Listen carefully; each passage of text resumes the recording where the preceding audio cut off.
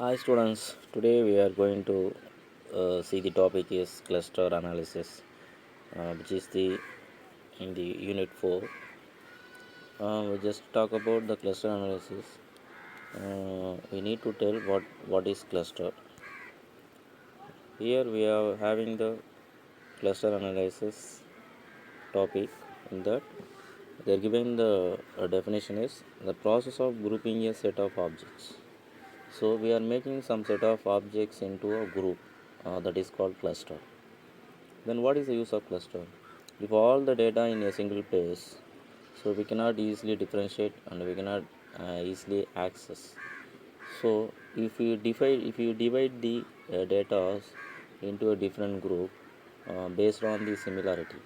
If some data is having the some same similarity and some data is having some uh, similarities, it is based on the dimension, based on the values and characteristics. Then if we do a clustering, we can easily manage the data. Based on that clustering, we can easily process the analysis. So we come to the requirements. Here we are given so many requirements for this clustering. The first one is scalability. What it means, if you are doing a cluster process based on the given data, we can easily find the accurate value of the clustering, and we can analyze the data in correct manner. We'll get the correct output. The second one is ability to deal with the different types of attributes.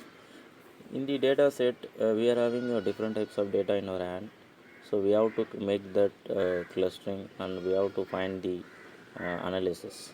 So different types of attributes we have, so we have to take different types of attributes and making it to a group, that is clustering. And then after creating the clustering, then we have to find the what are the characteristics and what is that output, what it means, what it represents. All these things we can easily identify. Then we come to the third one, discovery of clusters with arbitrary shape. When we have the different types of objects in data in our hand, that is a data set. We making them into a clustering, that is a grouping. When we are making it as a group, we will get some different types of shape based on their values and based on their locations. It looks like a different shape. It is a visual representation. So once we go to the visual representation, we can based on the shape we can know that what it means and how the data is representing their values. Then fourth one, minimal requirements of domain knowledge to determine the input parameters. So every data is representing some values and characteristics. Based on the values and characteristics, we can know that what are the maximum data is representing, what is the output of the data. Everything we can know by using that data object values. Fifth one, ability to deal with the noise data. So we are getting data, we are analyzing the data.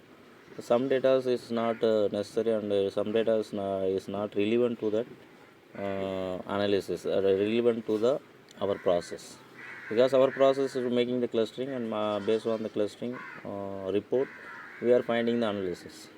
So for this process, some data is not relevant, so we have to avoid that.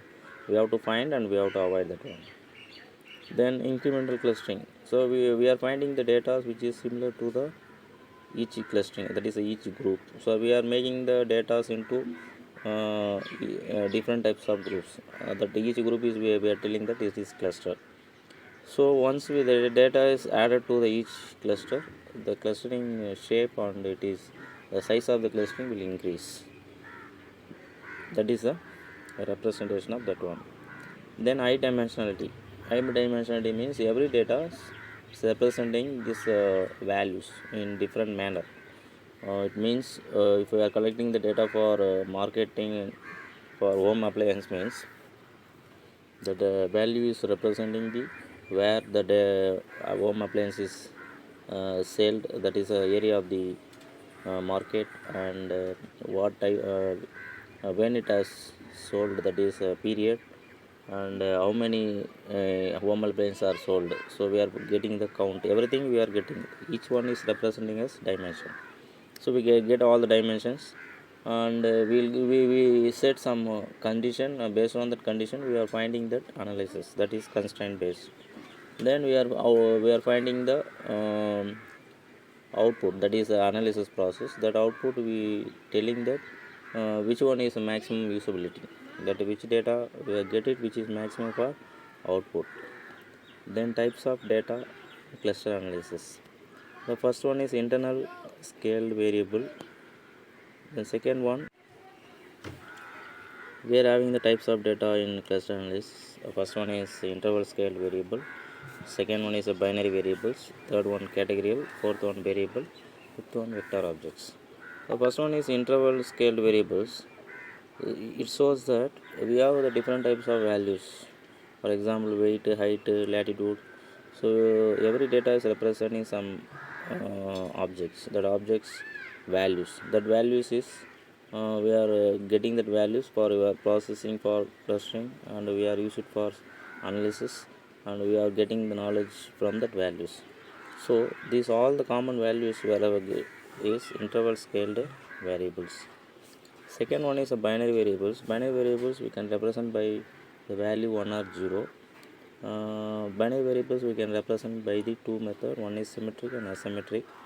Symmetric in the sense 1 or 0, both the values are the equivalent equal representation, equally valuable. That is a male and female, because male and female both are equally valuable. Asymmetric means both the values not equally valuable. For example, we are getting the result of a blood test, something means it may be positive or negative. Positive means is more efficient, negative means is less efficient. Then the next one, categorical. Categorical we have that example is similar to the binary, but in binary we have the two values, but in the come to the category we have more than two values. For example, map coloring. Map coloring means we are taking it as 5 color, that means 5 states. Using the 5 state we can represent the value of the objects. The next one is ordinal values. Ordinal means the values is represented in some sequence, that is in order. For example, ranking, when we come to the company means we have some hierarchy, that is manager, assistant manager. So some sequence, some order. So we have to representing the objects, that is the values in some sequence order, that is an ordinal values. Next one is ratio scaled variables. Ratio scaled value means based on the time, based on the period, that value may change. Then we can calculate by some formula, because based on the time it may be where it is, the value is not fixed one. So based on the time period with the values may change, we can find it by the only by the formula, that is a ratio scale. Because the time is increased, the values may increase. When the time period is less, the value may less. Next one, variables of mixed type. Because we have seen different types of variables, binary, ordinal, like that. No, so we are collecting all the value variables, make it all. We are having all types of variables. We are making it to a representation of the how the data are present in the clustering. So we are making this together and performing the cluster analysis. Then last one is vector objects. Vector objects we represent. We have two types of vectors represented here, x and y. It means vector means is a different dimension, a different direction. So based on the different direction, we can find the how the values, what it means.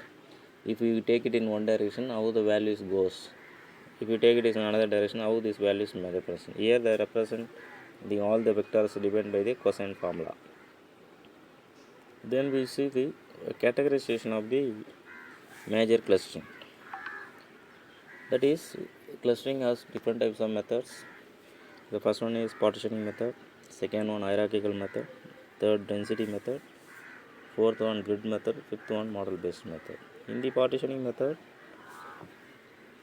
it uses some techniques like means and medioids. Based on the concept, they are making into different cluster, that is represented by k. Each cluster is represented by the symbol k. So we are making different types of different clustering using that concept, that is means and medioids. Hierarchical method, it is using the technique is agglomerative and divisive. Agglomerative is making the group by taking a single object and adding with another object, and level by level it is adding one more object, is making a group, that is agglomerative. Divisive means when we are having the whole data, we have to divide we got decompose into level by level, and finally we come to the single object, that is decompose, that is opposite of agglomerative. Density means we are collecting the objects in each cluster. Cluster means group. So when we are adding a new object into a group, so we have to calculate how much objects and how many data is in the each cluster. That is the density of the each cluster, because every cluster is having some threshold value. Based on that value, we can add the data into the cluster. If the threshold value is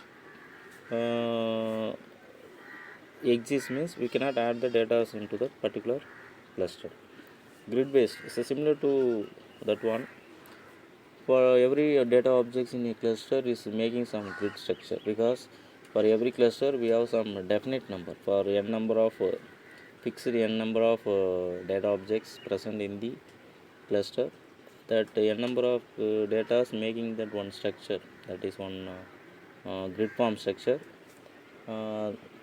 Every cluster is having the same look, that is a grid structure, that we have to apply the clustering methods to making the cluster analysis and further process by using that grid structure. The next one is model based.